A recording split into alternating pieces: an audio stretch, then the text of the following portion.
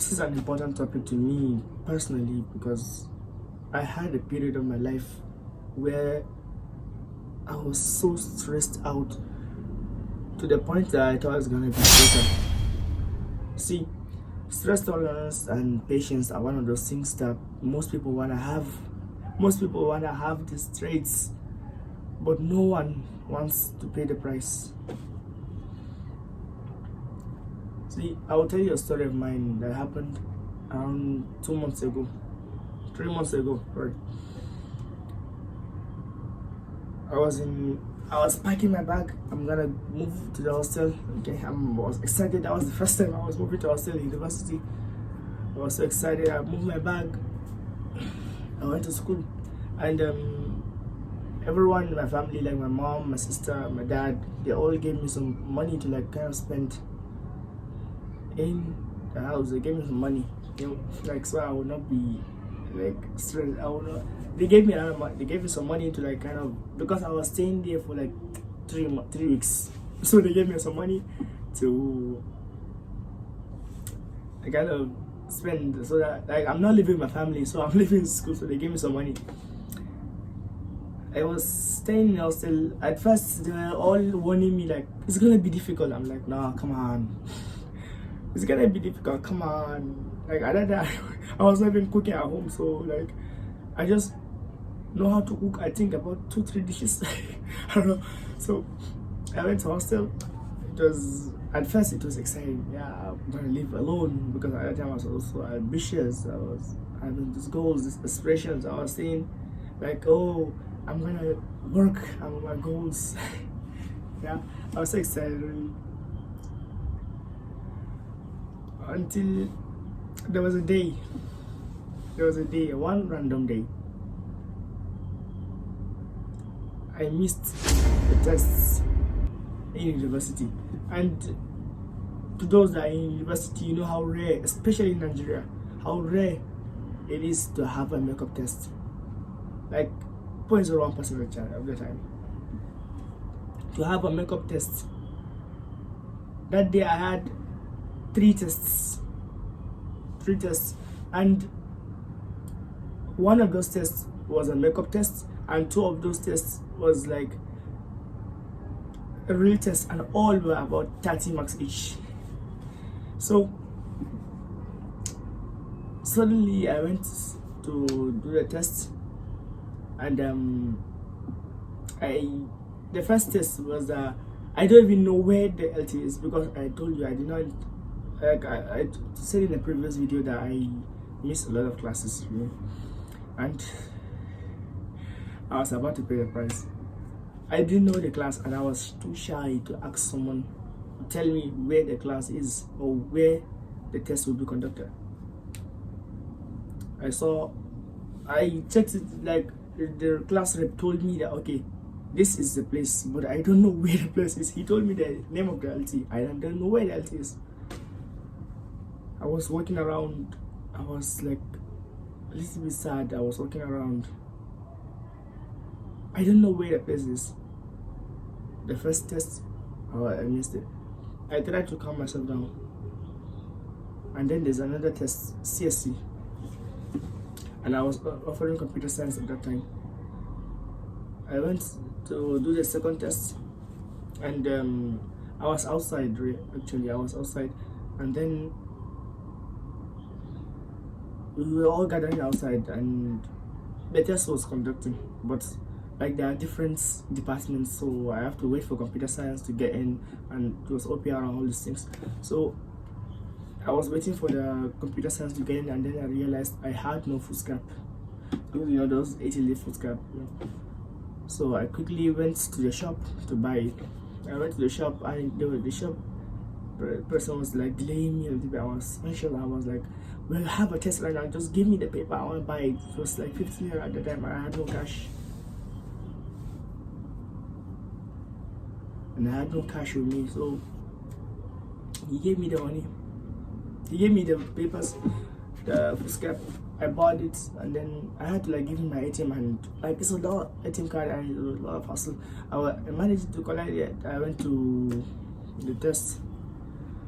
I realized by the time I reached that place, and it only took me like 10 minutes, bro. 10 minutes. The opera already went out, and computer science was in, and I was outside, and he's not gonna allow. Well, at that time I didn't ask him, but like I was a shy kid at that time. I was outside, stranded outside. 2 tests gone, and that test was actually 15 marks, and then my manual was 15 marks. Anyway, I did. So after the test, we were supposed to submit the manual, and usually our class rep usually tells us to just submit the manual in the shop. There's a shop he lives in, and he usually tells us to submit the manual there. I went to the shop, I kept the manual. I told one of his colleagues, if our class rep comes, you should give him my manual. At that time I was using iPhone 6s, and the battery was terrible, like it was terrible at that time. Like I cannot stay for 3 hours without plugging my phone. Like 3 hours is an exaggeration, like 1 hour at that time, 1 hour, 2 hours. Anyways, I submitted the manual to him, and then the third test was the next day. It was the next day.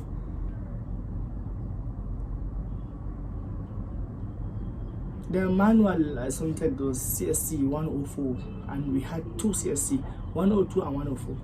I did the 104.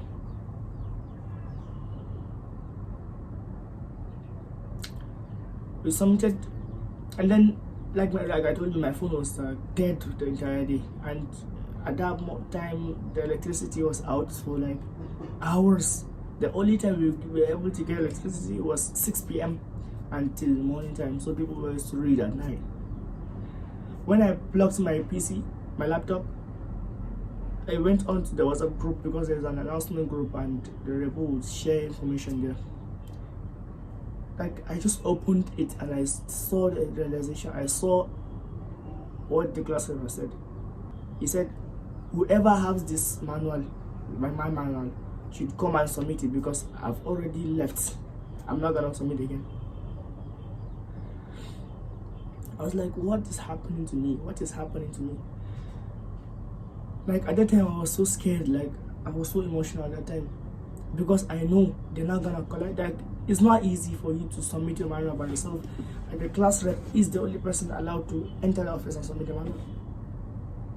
And I was so stressed out, and many people were like laughing, like, who is this guy? Who is this guy?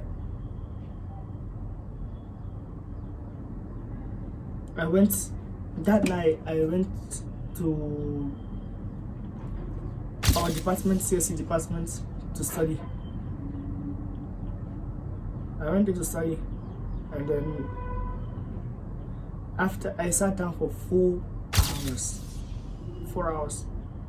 I completed my manual, my CSC manual, the second manual, because I didn't do anything. And the manual was, I don't know, I think it was a little bit thick. After that, I sat down, I was studying some maths problem. And then, like, at that moment, like I told you, my phone was trash. That same day again, my phone switched off. And it was light at that time. I plugged it, switched off.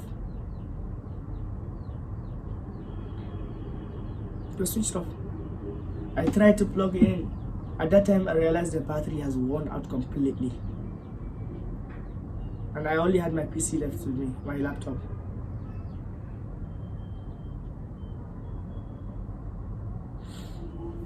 Like I sat down, I was supposed to leave that place by 12 a.m. but I sat down just waiting to see whether the phone would pick up so that I would leave. And I was hungry at that time. I haven't eaten. I ate a little bit, but I was still hungry at that time.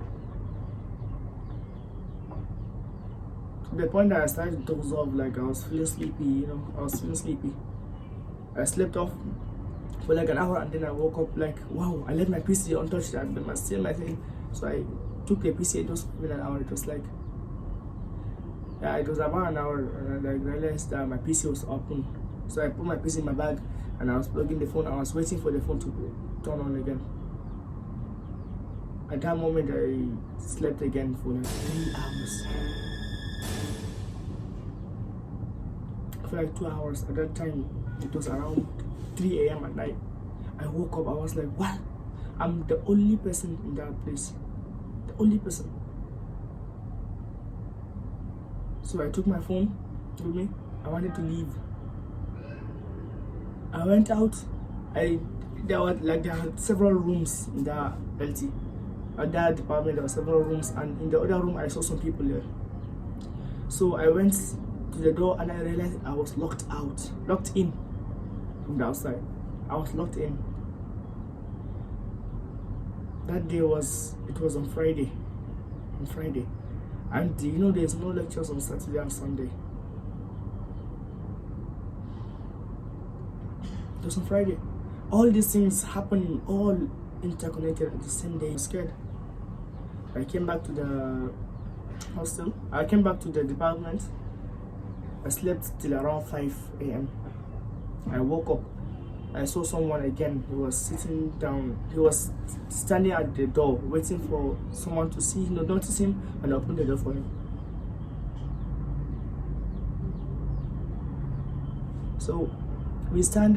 Like at that time, I had a little bit sleep, so I was feeling sleepy. And he told me that those people will not open the door till around 8 a.m. and it was around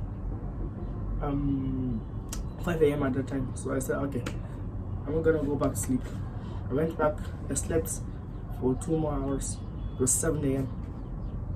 I came out. That person that was standing at the door, he was nowhere to be found. Every single I was the only person in the department alone. Everyone left except me. The lock was still there. I was like, what is happening? It was Saturday and the departments are not open for the weekend.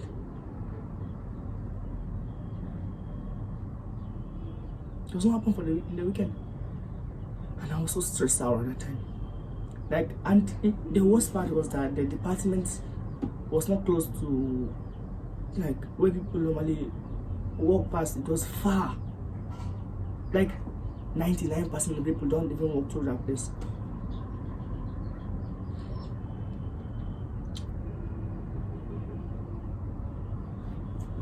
I was sad. I was really sad. I didn't even pray my Fajr Salah at that time. I was so stressed out. I stand out for hours. I think I was standing outside for like 4 hours that day. 4 hours. I was standing out, waiting for someone to just notice me, and I was like holding the it was like metal rods. I was holding like this for 4 hours.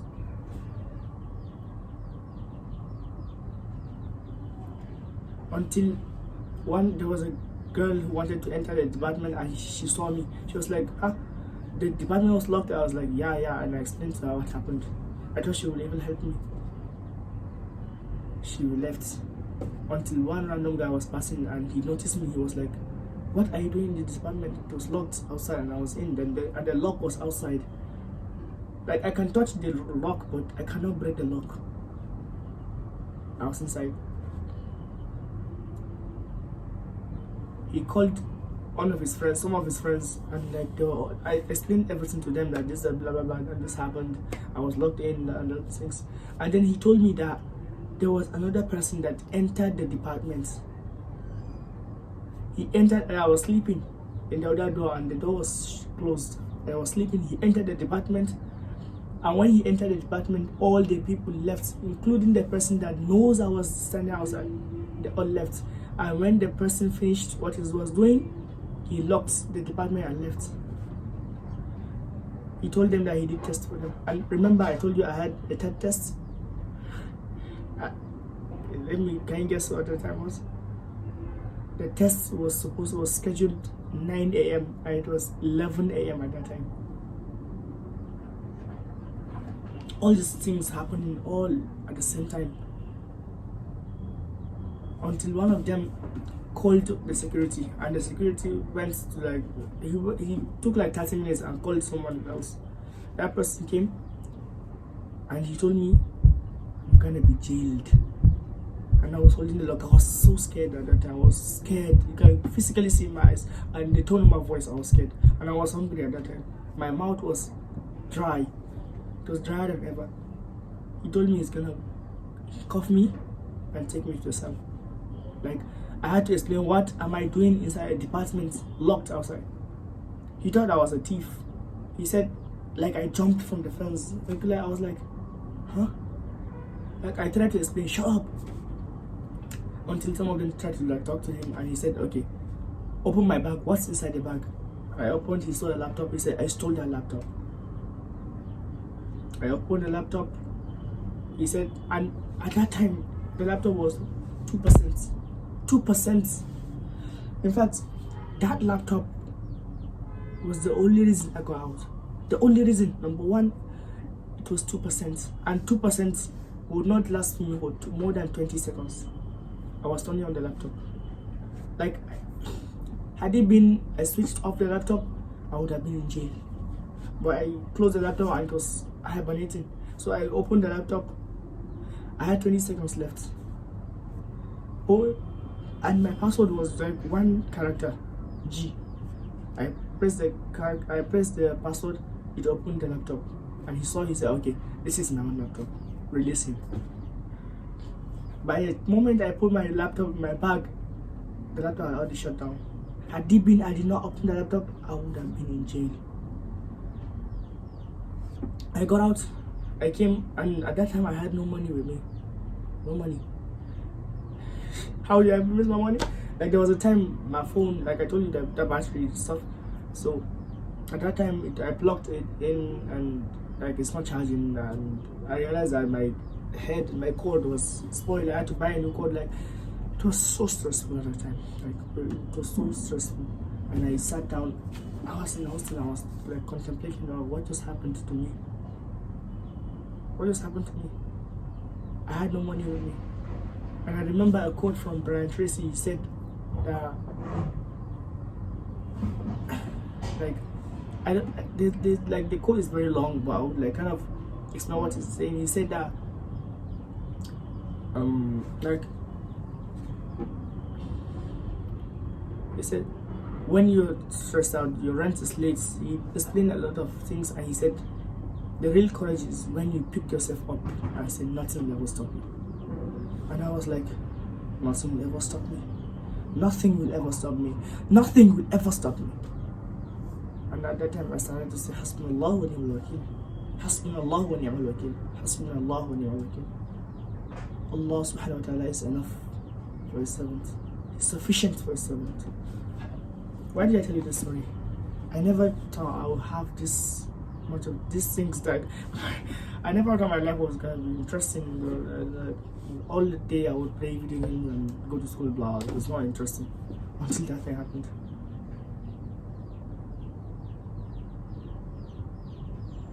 I was so stressed out at that time, like to the point that I can physically, like, you will see veins in my head that day. And I was just visualizing, like, what if those people did not even see me? I would stay there for 2 days. Like, wow. I'm really grateful you clicked on this video. I'm really grateful. Like, and it's your own support, and like, as you can see, I'm just a random guy creating content, trying to help young men like me. I struggled a lot in life, and I would really appreciate if you subscribe this channel. You can comment which part of the story was really interesting for you. I'm really happy I'm sharing this with you. I'm really happy that I'm sharing this with you. So,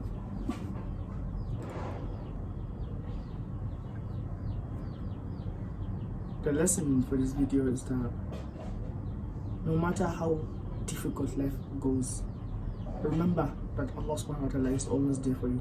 He's always there, no matter how difficult.